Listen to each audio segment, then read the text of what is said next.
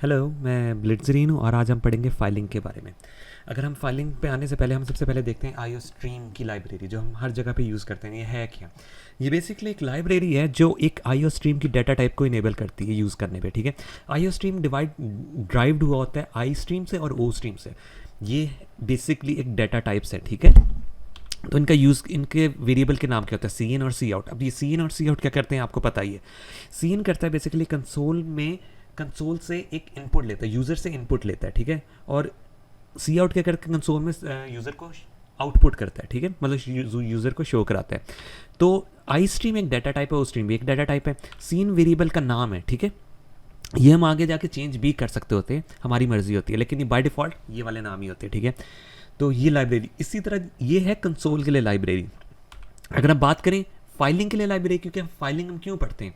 हमारा कंसोल में है कि हमने प्रोग्राम खोला, बंद किया, हमारा डाटा सारा खत्म, ठीक है। दोबारा से करेंगे, दोबारा से हो जाएगा। फाइलिंग ये है कि हम यार अपना डाटा कहीं स्टोर कर लेते हैं, किसी फाइल में, किसी टेक्स्ट फाइल में स्टोर कर लेते हैं, ठीक है। अगर हम दोबारा से प्रोग्राम खोलें, हमने जहाँ तक अपना डाटा स्टोर किया था हम वहाँ से रीस्टोर कर लेंगे, ठीक है, और फिर वहीं से हम कंटिन्यू करेंगे। तो इस तरह हम फाइल को यूज़ कर सकते हैं ताकि हमारा डाटा ज़ाया ना हो। हम इसलिए फाइलिंग का इस्तेमाल करते हैं। तो फाइलिंग की लाइब्रेरी है एफ स्ट्रीम। ये बेसिकली उसी तरह ड्राइव्ड होगी। एफ स्ट्रीम एक डाटा टाइप होगी, वो ड्राइव्ड होगी आई स्ट्रीम और ओ स्ट्रीम है, ठीक है। एफ स्ट्रीम से आप इनपुट राइट भी कर सकते हैं, रीड भी फाइल के अंदर लिख भी सकते हैं और रीड भी कर सकते हैं। लेकिन अच्छी आदत यही रहती है कि आप ये आई एफ स्ट्रीम और ओ एफ स्ट्रीम को यूज़ करें, ठीक है। आई एफ स्ट्रीम और ओ एफ स्ट्रीम में आपने ये ध्यान रखना है कि गलती से आप आई स्ट्रीम या ओ स्ट्रीम ना लिख दें। बहुत दफ़ा ये होता है कि आपने आई स्ट्रीम लिख के वेरिएबल बनाया होता है और आप कह रहे होते हैं यार आपका एरर क्यों और आपको नहीं समझ लग रही थी, ठीक है। तो आई एफ स्ट्रीम लिखना ज़रूरी यूज़ होता है, ठीक है। इसमें आप वेरिएबल का नाम कुछ भी रख सकते हैं। मैं रीड रखता हूँ ताकि मैं ज़्यादा स्पेसिफिक रहूँ, ताकि मैं रीडिंग कर रहा हूँ फाइल से, मुझे पता लगता रहे, ठीक है। बहुत लोग एफ एन रखते हैं ताकि सी एन से सिमिलर हो, कि आप फाइल से इनपुट ले रहे हैं, ठीक है। और मैं ओ एफ स्ट्रीम के लिए राइट रखता हूँ, लोग एफ आउट रखते हैं, ठीक है, कि फाइल में लिख रहे हैं, कंसोल में शो करा रहे हैं और इसमें फाइल में लिख रहे हैं, ठीक है। फाइल में शो करा रहे हैं और उसमें कंसोल में शो करा रहे हैं, ठीक है। ये डिफरेंसेस है। जिस तरह हम सी एन कराते हैं एक्स, ठीक है, यूज़र से लेते हैं, कंसोल से लेते हैं, तो यहाँ फाइल से वैल्यू लेंगे, ठीक है। रीड ऑपरेटर लगा के, राइट ऑपरेटर लगा के हम फाइल से वैल्यूज़ लेंगे, ठीक है। इसी तरह कंसोल में हम लिखने के लिए ये वाला ऑपरेटर, लेफ्ट ऑपरेटर यूज़ करते हैं, ठीक है। तो इसमें भी राइट में हम ये कर सकते हैं, ठीक है। अब इसका नाम कुछ भी हो सकता है, हमने यहाँ राइट लिखा, हम यहाँ रीड करके भी लिख सकते हैं। वो हमारे नाम लिखने पे डिपेंडेंट है कि हम डिक्लेयर उसे किस तरह करें। सपोज हमने यहाँ डिक्लेरेशन किया आई एफ स्ट्रीम रीड और राइट, ठीक है, ये एक डिक्लेरेशन है। जिस तरह हर वेरिएबल की एक डिक्लेरेशन होती है, उसकी असाइनमेंट भी होती है। तो इसकी असाइनमेंट इस तरह है कि रीड डॉट ओपन करके वहाँ हमने रीड का सिर्फ एक वेरिएबल बनाया। अब यहाँ रीड डॉट ओपन का मतलब यार इस वेरिएबल से ये फाइल बनाओ या इस वेरिएबल से ये फाइल खोलो, इसका मतलब ये है, मतलब उसको वैल्यू दे रहे हैं कि यार ये फाइल है, इस फाइल के अंदर ये चीज़ें चेंजेस करनी है, ठीक है। और ये याद रखना कि आपने ifstream O F stream से मल्टीपल वेरिएबल्स एक टाइम पे बना सकते होते हैं, ठीक है। ये ज़रूरी नहीं कि एक प्रोग्राम में सिर्फ एक आई एफ स्ट्रीम से रीड बना सकते हैं, हम रीड 2 भी बना सकते हैं, रीड 3 भी बना सकते हैं। वो जिस फाइल से, उसके अंदर जो फाइल से हमने ओपन किया उस फाइल के अंदर वो रीडिंग या राइटिंग करेगा, ठीक है। ये याद रखना है, ये उसकी असाइनमेंट है। जिस तरह हर वेरिएबल की डिक्लेरेशन के साथ असाइनमेंट भी होते हैं, तो इसका भी एक सिंटैक्स है, I F stream read file dot text. इसका मतलब ये रीड का वेरिएबल बनाओ और उससे फाइल ओपन कर दो, ठीक है। इसमें हम कई बार ऐसा भी कर सकते हैं कि यूज़र से एक सी एन लें, करेक्टर रे में कोई स्ट्रिंग सी एन लें, ठीक है, और वो हम ब्रैकेट्स में वो लिख दें डायरेक्ट, वो यूज़र खुद ही file dot T X T type करें उसके अंदर, ठीक है, और हम ब्रैकेट्स के अंदर वो वेरिएबल भेज दें, तो वो वाली फाइल खुल जाए। तो हम कंसोल से भी यूज़र से फाइल ओपन करा सकते हैं इस तरह, ठीक है। तो ये आई एफ स्ट्रीम रीड ये हो जाती है डिक्लेरेशन एंड असाइनमेंट, ठीक है। ये दोनों एक साथ काम कर रहे हैं। अब ये याद रखना, फाइल रीड डॉट ओपन का यूज़ भी हमें आना चाहिए। कई बार हम एक ही वेरिएबल रीड बनाएंगे, हम करेंगे उसको क्लोज, कि हमने यार अपना काम कर लिया, हम फाइल को क्लोज करना ज़रूरी है, ठीक है। रीड में बहुत कंपाइलर्स आपको एरर नहीं देंगे, लेकिन आपको ज़रूरी होता है, ठीक है। राइट में बहुत बड़ा डिसएडवांटेज होता है, अगर हम क्लोज नहीं करते ना, आपका प्रोग्राम एंड हो जाता है, वो उसके अंदर चेंजेस नहीं करेगा। तो जिस पॉइंट पे आप राइट डॉट क्लोज लिखेंगे ना, उसमें वो फाइल के अंदर जो आपने चेंजेस किए होंगे, कंसोल में चीज़ें लिखी होंगी, वो उस फाइल के अंदर लिख के सेव कर देगा। तो बहुत दफ़ा ऐसा होता है कि आपको प्रोग्राम के बीच में भी राइट डॉट क्लोज करके दोबारा से फाइल को ओपन करना पड़ता है, ताकि आप अपनी साथ साथ चेंजेस करते रहें, ठीक है। इज ओपन क्या करता है? बेसिकली इज ओपन ये करता है यार कि क्या आपकी का वेरिएबल रीड ने कोई फाइल ओपन की हुई, अगर की हुई है तो उसको ट्रू रिटर्न करा दो, नहीं की तो फॉल्स रिटर्न करा दो। इसको हम इफ स्टेटमेंट या वाइल लूप में यूज़ कर सकते हैं, ठीक है। और आपने ये नोटिस किया होगा इज ओपन एक फंक्शन है, मेन फंक्शन के आगे भी राउंड ब्रैकेट्स आती हैं, इसके आगे भी राउंड ब्रैकेट्स आती हैं, ठीक है। तो फंक्शन के आगे ये राउंड ब्रैकेट्स डालना भूलना नहीं है, ठीक है। क्लोज में भी देखें आ रही है। बाकी एंड ऑफ फाइल का फंक्शन क्या करता है, एंड ऑफ फाइल होता है यार फाइल के एंड पे ना कि हमने क्या उसकी फाइल की रीडिंग, हम जब जैसे जैसे फाइल को रीड करते रहते हैं ना वो रीडिंग पॉइंटर आगे आगे मूव करता रहता है कि हमने यार इतना रीड कर लिया, हमने इतना रीड कर लिया। जब फाइल हमने पूरी रीड कर लेते हैं ना तो वो बेसिकली एक एंड ऑफ फाइल के पॉइंट पे पहुंच जाता है। फाइल के एंड पे बेशक एक एंड ऑफ फाइल पड़ी होती है, तो वहाँ पहुँच के अगर वो वहाँ तक पहुँच गया तो मतलब हमने रीडिंग कंप्लीट कर ली तो वो ट्रू रिटर्न करा देगा, वरना वो फॉल्स रिटर्न करा देगा। ये दोनों हम इफ स्टेटमेंट और वाइल लूप के अंदर यूज़ कर सकते हैं। आगे जाके हम देखेंगे इसका यूज़ हम किस तरह करते हैं। ये आगे हमारी टेक्स्ट फाइल आ गई है, आई एम हमज़ा पे ये नंबर्स आ गए हैं, ठीक है। अब हम इसका एंड ऑफ फाइल देखें किधर पड़ा होगा, ये जो लास्ट डॉट डॉट डॉट है ना इसके आगे हमारा पड़ेगा एंड ऑफ फाइल। और ये हमारी लाइन जब भी खत्म हो रही है ना तो एक हिडन एंड लाइन छुपी होती है, ये याद जरूर रखना क्योंकि इसको हम रीड भी कर सकते होंगे, ये हमारे लिए मसला क्रिएट करेंगे। फाइलिंग पूरी इस पर बेस्ड है कि हम एंड लाइन कहाँ आ रही है, ठीक है। ये एंड लाइन ही सबसे ज़्यादा मसला करेगी, ये याद हमने जहन में रखनी है, ठीक है। आ जाती है हम राइट किस तरह करते हैं फाइल को, हमने ओ एफ स्ट्रीम राइट करके हमने वेरिएबल बनाया और साथ ही उसे असाइनमेंट भी दे दी, फाइल डॉट टेक्स्ट खोले, ठीक है। और ये साथ ही क्लोज कर दिया। आगे आगे हम बात करें तो क्या हो रहा है, राइट करके हमने फाइल ओपन किया और उसमें हम राइट कर रहे हैं हेलो वर्ल्ड और बाद में उस फाइल को क्लोज भी कर रहे हैं। तो ये क्या हुआ, प्रोग्राम एंड हुआ तो उसने हेलो वर्ल्ड सेव कर दिया उसके अंदर, ठीक है, टेक्स्ट फाइल के अंदर। अब आ जाती है बात और ये याद रखना, देखें अब आ जाती है बात इसका हिडन चीज़ें क्या पड़ी हैं। वर्ल्ड के आगे एंड लाइन है और उसके आगे एंड ऑफ फाइल है। अब हम ये कहेंगे यार वर्ल्ड के आगे एंड ऑफ फाइल क्यों नहीं है, क्योंकि हमने राइट में एंड लाइन बी लिखवाई है। एंड लाइन शो नहीं होती लेकिन लिखवाई तो है ना, तो वो देखें वहाँ हिडन छुपी हुई है। और एंड ऑफ फाइल हमारी होगी बाद में। अगर हम ये एंड लाइन ना लिखते ना आगे लिखते ई एफ तो वो उसके ई एफ आगे से स्टार्ट होता है, ठीक है, डी के आगे, ये डिफरेंस है। अब हम लिखते हैं हेलो वर्ल्ड अगेन और एंड लाइन, ठीक है। तो इस फाइल के ऊपर लिखा है वो रिप्लेस हो गया, देखें ये हेलो वर्ल्ड था और वो उस पर रिप्लेस हो गया। तो हमारी फाइलिंग का क्या फ़ायदा हुआ, हम दोबारा से प्रोग्राम ओपन कर रहे तो वो फाइल वहाँ से ओवरराइट हो जा रही है, हम बार बार ओपन करेंगे तो बार बार open. Basically O F stream write file dot text का ये जो सिंटेक्स है ना ये करे यार नई फाइल बनाओ और उसके ऊपर ओवरराइट कर दो। अगर फाइल है नहीं बनी तो नींद बना लो, अगर पहले से बनी उसके ऊपर ओवरराइट कर दो, ठीक है। लेकिन हम चाहते हैं यार ओवरराइट ना हो, उसका सिंटेक्स ये होता है यार हम iOS अपेंड का फंक्शन यूज़ करते हैं। iOS स्कोप डाल के अपेंड, ये दो चार डॉट्स आप देख रहे हैं इसको आप स्कोप बुलाते हैं। iOS करके हम अपेंड का फंक्शन यूज़ करते हैं। इसका मतलब ये है यार अगर पहले से फाइल नहीं मौजूद ना तो बना दो, अगर पहले से मौजूद है तो जहाँ उसका एंड ऑफ फाइल है ना वहाँ से लिखना स्टार्ट करो। तो इससे ये होगा हम राइट डॉट हेलो वर्ल्ड का प्रोग्राम अगर लिखें तो क्या होगा, नेक्स्ट करते हैं वो जहाँ एंड ऑफ फाइल थी वहाँ से लिखना स्टार्ट करेगा। अब दोबारा से उसको रन करेंगे इसी प्रोग्राम को, दोबारा से लिखा तो दोबारा से आगे से स्टार्ट किया, ठीक है। तो इस तरह हम अपना प्रोग्राम सेव करके वहीं से एडिट कर सकते होते हैं। अब आ जाती है यार फाइल को हमने लिखना तो आसान है, लिखने में इतने ज़्यादा चीज़ें नहीं हैं, रीडिंग में बहुत ज़्यादा मसले हैं।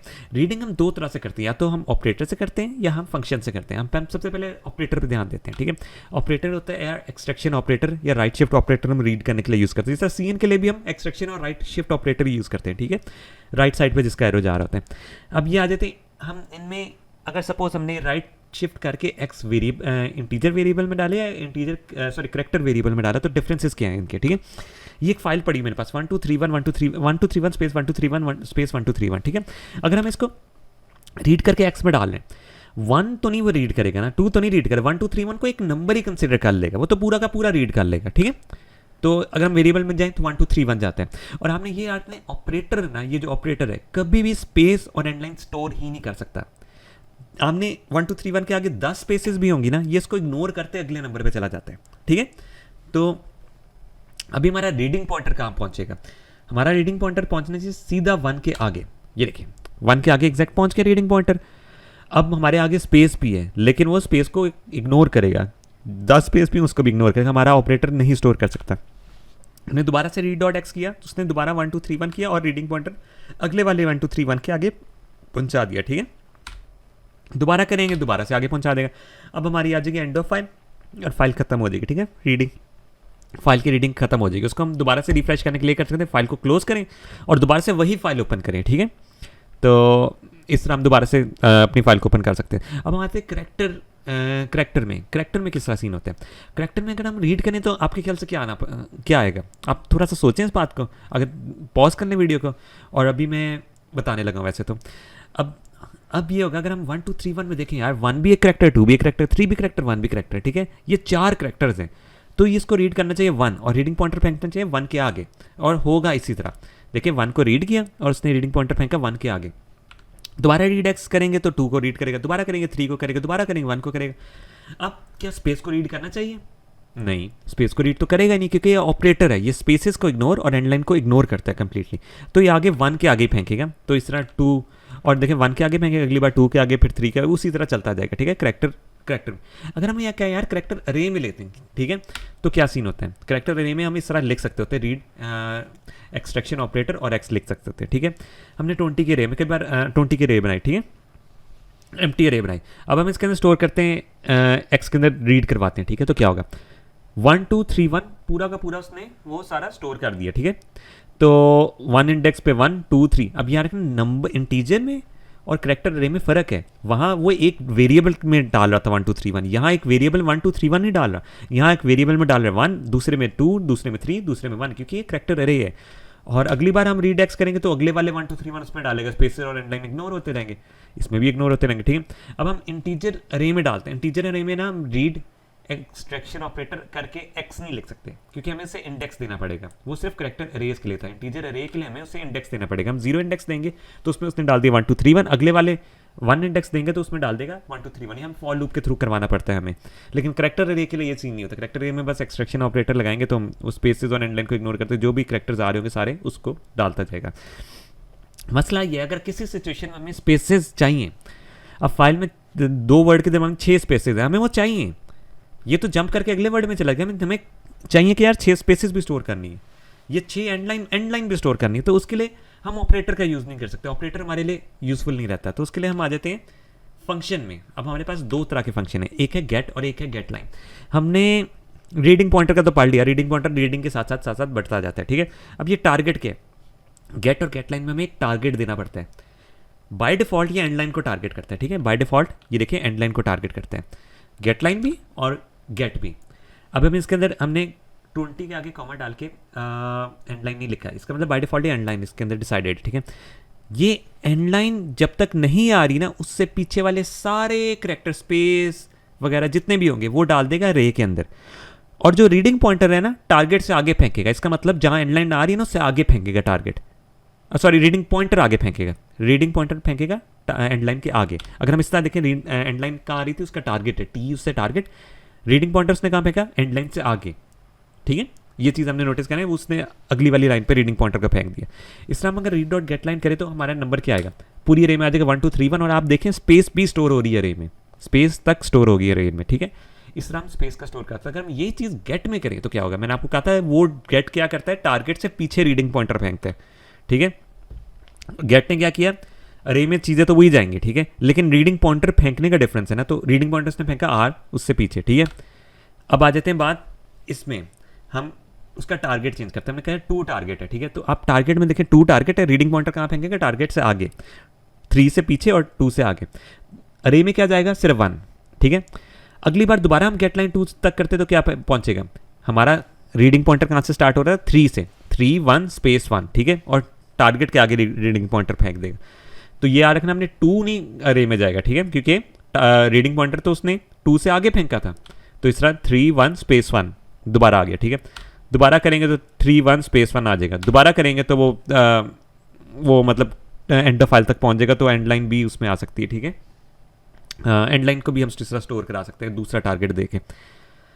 ये अगर हम काम गेट से करने की कोशिश करें, हमने 2 टारगेट बनाए, रीडिंग पॉइंटर्स ने काम है टारगेट से पीछे, ठीक है, हमने रीड किया 1 आ गया, लेकिन हम इस रीड डॉट गेट को दोबारा से रीड करें, ठीक है, दोबारा से रीड करते तो क्या हुआ, अरे के अंदर तो कुछ गया ही नहीं, क्योंकि रीडिंग पॉइंटर और टारगेट के बीच में तो कोई है ही नहीं चीज़, 1 से आगे 2 से पीछे और टारगेट उसका 2 है, दोबारा से गेट स्टार्ट हुआ है, तो उसके बीच में जो स्पेस थी उसमें तो मतलब स्पेस भी नहीं है, स्पेस भी एक करैक्टर ही है ना, कुछ भी नहीं है, एम्प्टी है, तो उसने अरे को एम्प्टी कर दिया, क्योंकि फंक्शन स्टार्ट होने से पहले अरे को ये एम्प्टी करते, बाद में उसके अंदर चीज़ें भरना स्टार्ट करते, तो उसने फंक्शन ही खत्म हो गया, अरे तो कुछ हुआ ही नहीं, अरे तो रिफिल ही नहीं हुई। तो इस चीज़ को फिक्स करने के लिए हम करते हैं यार, गेट के आगे डालेंगे इग्नोर, ताकि वो टारगेट से एक आगे चला जाए, वो एक करैक्टर को इग्नोर करेगा, ऐसे करके एक करैक्टर को उसने इग्नोर किया, उससे आगे चला गया। अब हम दोबारा से गेट का 2 से यूज़ करेंगे तो वो अगले वाले 3 1 स्पेस 1 उसी तरह हम यूज़ करते हैं।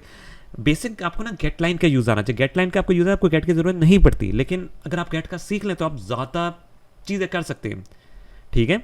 तो आपको दोनों में डिफरेंस पता होना चाहिए कि रीडिंग पॉइंटर फेंकने का डिफरेंस है इसमें। अब आ जाते हैं बाद हम अपना कोड लिखने की कोशिश करते हैं, ठीक है। हमने किया इफ रीड किया, मैंने फाइल रीड डॉट क्लोज नहीं किया, करना चाहिए लेकिन नहीं किया हुआ, तो कुछ कंपाइलर्स में एरर देगा, तो आपको रीड डॉट क्लोज लिख देना चाहिए, ठीक है। मैं इधर वैसे लिख देता हूँ इस तरह की रीड डॉट क्लोज किस तरह लिखना है, read dot close, sorry CLOSE, ठीक है, क्लोज, और ये करके ये, ठीक है। आप इस तरह क्लोज कर देंगे। अब आ जाती बात, हाँ, रीड डॉट इज ओपन का फंक्शन मैंने कहा था आपको बहुत अच्छा रहता है कि पता लगाने के लिए फाइल ओपन है। कई बार होता है कि आपने फाइल जो अपनी टेक्स्ट फाइल अपनी डायरेक्टरी में नहीं फेंकी होती, जहाँ आपने टेक्स्ट फाइल फेंकी है, ठीक है, तो वो ढूंढ नहीं पाता उसे। तो ये उस चीज़ के लिए भी सही है, आपने फाइल का नाम गलत दे दिया होता है, ठीक है, मतलब कोड में गलत लिख दिया होता है, या फिर वहाँ जहाँ सेव की वहाँ गलत लिख दिया होता है, तो फाइल वो कनेक्ट नहीं हो पाती, वो उसे ओपन नहीं कर पाता।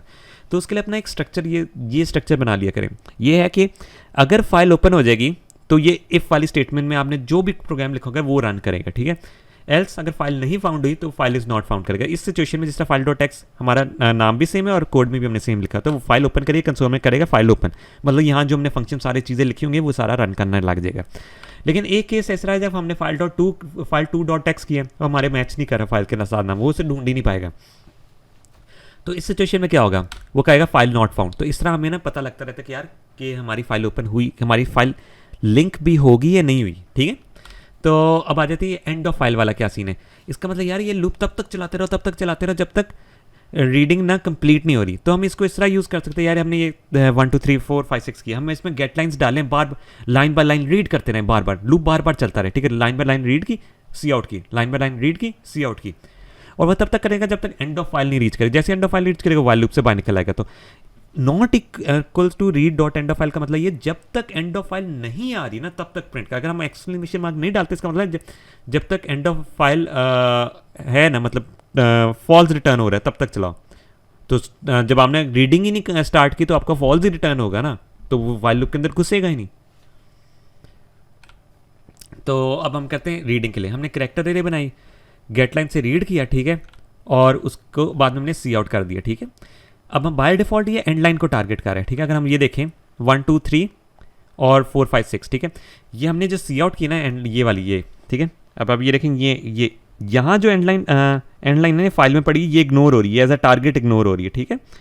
लेकिन यहाँ जो प्रिंट हो रही है ना एंड लाइन, वो हमने ये वाले सी आउट से करके करवाई हुई है, ठीक है। यहाँ उसने इग्नोर कर दिया क्योंकि वो टारगेट से आगे रीडिंग पॉइंटर फेंक रहे हैं। तो आपने ये चीज़ नोटिस करनी, यहाँ जो एंड लाइन आ रही है कंसोल में आ रही, वो किस तरह आ रही। अगर हम सी आउट सिर्फ अरे लिखते 1 2 3 और फिर लिखता 4 5 6, ठीक है, 3 और 4 के बीच में स्पेस ना होती, ये भी आप याद रखना, ठीक है। हाँ, अब आ जाती है बात उससे आगे आती है यार, अगर हम करैक्टर अरे में इस तरह स्टोर करवाते हैं, ठीक है, हम करैक्टर में स्टोर करते हैं, ये तो थी ना करैक्टर अरे, हम इसमें करैक्टर में नॉर्मल स्टोर करा रहे हैं, तो क्या हो रहा है। अगर हम इसको देखें कि यार करैक्टर बाय करैक्टर पहले 1 करेगा, फिर कॉमा, फिर 2, फिर कॉमा, फिर 3, फिर ये एंड लाइन को नहीं स्टोर कर रहा, क्योंकि ये मैंने बताया कि ये स्पेसेस और एंड लाइन को इग्नोर करता है। तो फिर ये अगला नंबर स्टोर कर रहा है 4। अगर हम इसको इधर देखें, ये देखें, ये 3 और 4 देखें, इनके दरमियान में कॉमा नहीं है ना, ये देखें, ये एंड लाइन को तो इग्नोर करेगा क्योंकि ऑपरेटर है, ये ऑपरेटर है, तो ये एंड लाइन को इग्नोर कर रहा है, तो इसलिए इसने 3 4 को एक साथ लिख दिया। अब आ जाते हैं बात ये 6 6 की। ये 6 6 क्यों आ रहा है। अगर हम अपना लास्ट वाली आइट्रेशन देखें, उसमें एंड ऑफ फाइल रीच नहीं की थी, ठीक है, या एंड ऑफ फाइल यहाँ पड़ी है, तो उसने यहाँ से रीडिंग पॉइंटर से 6 रीड किया, इधर पहुँच गया, ठीक है, उसने 6 को करा दिया सी आउट, तो यहाँ ये वाला सी आउट हो गया सी। अगली आइटरेशन में भी एंड ऑफ फाइल रीच नहीं किया, एंड ऑफ फाइल पे वो हिट नहीं किया, ठीक है, एंड ऑफ फाइल पे उसने किया ये रीड, लास्ट आइटरेशन में रीड किया, लास्ट आइटरेशन में एंड ऑफ फाइल पे, जब वो एंड ऑफ फाइल को रीड करता है ना, तो वो वेरिएबल में पुरानी वैल्यू ही रखता है, ठीक है, मतलब ये फंक्शन नहीं सही, ये ऑपरेटर नहीं काम कर पाए सही तरह, तो वो पुरानी वैल्यू रखेगा, तो ये स्टेटमेंट नहीं चलेगी लास्ट में, ठीक है, और सी आउट कर देगा वो लास्ट वाला ही 6, तो उसने लास्ट वाला ही 6 सी आउट कर दिया। अब ये लूप घूम के दोबारा से इधर आएगा और देखेगा एंड ऑफ फाइल रीच कर चुका है, वो कहेगा हाँ रीच कर चुका है, क्योंकि वो देखो एंड ऑफ फाइल के ऊपर खड़ा है, तो ये लूप के अंदर नहीं जाएगा। तो इस तरह 2 दफ़ा 6 डालने के बाद ये सही हो जाएगा। लेकिन ये हम फिक्स करेंगे, एक तो पहले ये यहाँ से कॉमाज मिटाएंगे, ठीक है, और ये हम ये वाले एंड ऑफ ये वाले 6 को मिटाने की कोशिश करेंगे। हम ये किस तरह कर सकते हैं, ठीक है। अगर हम इसको देखें तो एक सेकेंड, सबसे पहले हम कॉमा हटाने के लिए एक इफ स्टेटमेंट लगाते हैं यार, if we are comma is equal to comma, तो कंटिन्यू कर दे। तो इस तरह ये होगा, अगर हम इसको देखें हमारे कॉमास हट चुके हैं, 1 2 3 4 5 6 आ गया, ठीक है। 6 2 दफ़ा आ रहा है, इसको हम फिक्स करते हैं। 2 दफ़ा फिक्स करने के काफ़ी तरीके हैं। हम क्या कह सकते हैं, इफ स्टेटमेंट डाल दें यार कि रीड करने के बाद एंड ऑफ फाइल तो नहीं रीच आ गई। अगर एंड ऑफ फाइल आ गई है, देखो read dot end of file आ गई है, तो उसको ब्रेक कर दो, लूप से बाहर निकल जाओ, लास्ट वाला सी आउट ही ना करो। तो इस तरह हमारा 1 2 3 4 5 6 हो जाएगा स्टोर। दूसरा तरीका यार हम कि वाइल के अंदर ही कंडीशन डालते थे, रीड वेरिएबल को वाइल के अंदर ही रीड करवाते हैं। अगर सक्सेसफुल रीड नहीं होगा ना, बेसिकली जो लास्ट वाला रीड था वो सक्सेसफुल नहीं था, तो वाइल लूप के अंदर जाएगा ही नहीं। इस तरह भी ये सीन हो सकता है। इस तरह अगर हम प्रिंट करें 1 2 3 4 6, इस तरह भी हम पूरी लूप को रीड करवा सकते हैं। लेकिन ये कुछ केसेस में यूज़फुल नहीं होता, तो आपको दोनों चीज़ आने, एंड ऑफ फाइल का यूज़ आना चाहिए, ठीक है। आप ये नहीं सकते हमेशा ये यूज़ करें। तो अगली बारी आ जाती है कि इसमें इंटीजर में, अब अगर ये चीज़ हमने इंटीजर में करनी है, हम 1 को रीड करते हैं, ठीक है। हमने किया 1 को रीड, तो उसके बाद हम इसको तो नंबर में नहीं डाल सकते। किसको नंबर में डालेंगे, देखें आप इंटीजर में करेक्टर डालते तो इनफाइनाइट चलने लग जाए, तो ये फिर हमारा प्रोग्राम ख़राब हो जाएगा। उस चीज़ को फिक्स करने के लिए हमने किया रीड किया 2 गया, अब ये कॉमा को इसने इग्नोर कर दिया, और सी आउट हमने क्या किया 2। अगली बार क्या होगा, सॉरी 1 करना था, ठीक है। 1 किया और कॉमा को उसने कर दिया इग्नोर, फिर 1 किया। अगली बार क्या होगा, रीडिंग पॉइंटर हमारा किधर गया होगा, 2 से पीछे, 2 को रीड किया, रीडिंग पॉइंटर 2 से आगे गया, इग्नोर उसने किसके भी कॉमा के आगे उसने रीडिंग पॉइंटर फेंका और 2 को सी आउट कर दिया। इस तरह ना हम इंटीजर में भी कर सकते हैं। हमें इग्नोर का अच्छा यूज़ आना चाहिए ताकि हम प्रोग्राम के हिसाब से चीज़ें कर पाएँ, ठीक है। ये देखिए 1 2 3 4 5 6 आ, क्योंकि हमने स्पेस नहीं और एंड लाइन डाली तो उसने एक ही 1 2 3 4 करके इस तरह करके लिखा हुआ है, ठीक है। अगली बात आ जाती है ये नंबर और हमजा आसिम की। हमने ये इस नंबर को स्टोर कराना एक नंबर में और दूसरे को कराना करेक्टर अरे में, हमजा आसिम नाम को, ठीक है। तो ये हमने अपना सिंटेक्स बना लिया। तो इसमें मसला क्या आता है, अगर हम इसको गौर से देखें, हम इसको गौर से देखें, हमारा पहले नंबर उसने किया रीड, ठीक है। हमारा रीडिंग पॉइंटर कहाँ गया, इधर। गेट लाइन करते हैं, हमारा रीडिंग पॉइंटर कहाँ जाएगा, इधर से स्टार्ट, इधर जाना चाहिए, नहीं इधर नहीं जाएगा। क्यों नहीं जाएगा, क्योंकि यहाँ है बेसिकली ये कैंड लाइन और इसके बीच में कुछ भी नहीं है। तो गेट लाइन वाला फंक्शन चलेगा, रीडिंग पॉइंटर फेंकेगा इसके पीछे और अरे के अंदर क्या डालेगा, अरे को खाली कर देगा, ठीक है। तो अगर हम इसका सी आउट देखें, बिल्कुल इसी तरह आएगा सी आउट, ये देखें खाली आ रहा है, देखें खाली आ रहा है। इस चीज़ को फिक्स करने के लिए हम क्या करेंगे, एंड लाइन को हमने नहीं, हमें एंड लाइन नहीं चाहिए, रीड राइट ऑपरेटर यूज़ करने के बाद हम उसमें करेंगे इग्नोर।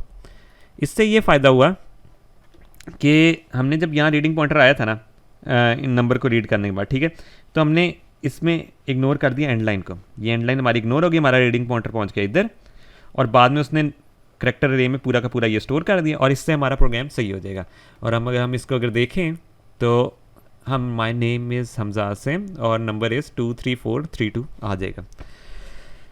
बाकी बात रही प्रैक्टिस की, अगर आप प्रैक्टिस करते रहेंगे तो आप यही चीज़ें जो आपने सीखी हैं, फाइलिंग पूरी इन्हीं पे बेस्ड है, इससे ज़्यादा चीज़ें आप नहीं सीखते। तो जितनी प्रैक्टिस करेंगे हम कि फाइल को रीड करने का तरीका, कि इग्नोर हमने कहाँ कहाँ यूज़ करना है, ऑपरेटर का डिसएडवांटेज क्या है कि स्पेस और एंड लाइन को नहीं स्टोर करता, गेट लाइन और गेट में क्या फ़र्क है, गेट लाइन और गेट में से आप गेट लाइन पे पूरा हाथ सेट कर लें तो आपको ज़रूरत नहीं पड़ती कि टारगेट क्या डिसाइड करना है, ठीक है।